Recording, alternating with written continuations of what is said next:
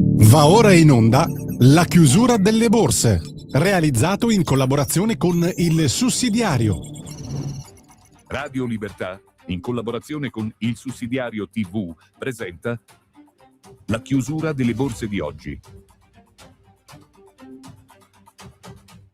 Bentrovati, veniamo all'aggiornamento dei mercati in questo mercoledì 1 luglio, vediamo che cosa ci racconta questo inizio mese. Partiamo oltreoceano, Wall Street, andamento positivo per Standard & Poor's con una percentuale dello 0,28%, una quota punti di 7.519, 52.540 la quota punti per Dow Jones, anche in questo caso la percentuale in verde 0,41, meno 0,87 per Nasdaq 30.016, Russell 2000 3.045,7 circa la quota punti, 0,71 la percentuale. Vediamo il VIX che è in rosso, la percentuale meno 2,19%, 16,1.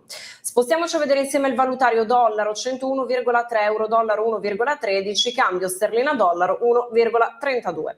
Materie prime, passiamo all'oro, al momento cresce, percentuale in verde dell'1,81%, 4.080 dollari all'oncia, 68 i dollari al barile per il petrolio, percentuale in rosso meno 2,54%. Per i titoli di Stato vediamo BTP Bund 70,530.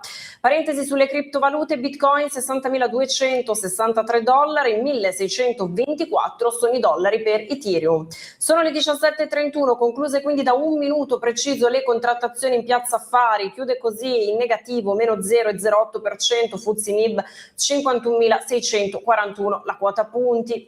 È negativa la chiusura anche per il mercato francese, la quota punti di CAC 40 8.345, meno 0,70 la percentuale.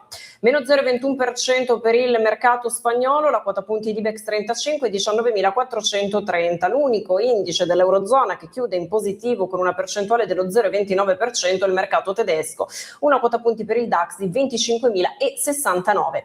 10.484 per il mercato inglese, questa è la quota di chiusura per UK 100 con una percentuale in rosso del meno 0,12. E infine vediamo lo Stoxx 50, ci racconta i 50 principali titoli europei, ci dà una percezione esatta, precisa dell'andamento di giornata e ci dice questo, che si chiude in negativo meno 0,56% con una quota punti di 6.292.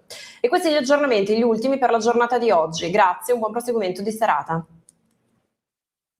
Avete ascoltato la chiusura delle borse, realizzato in collaborazione con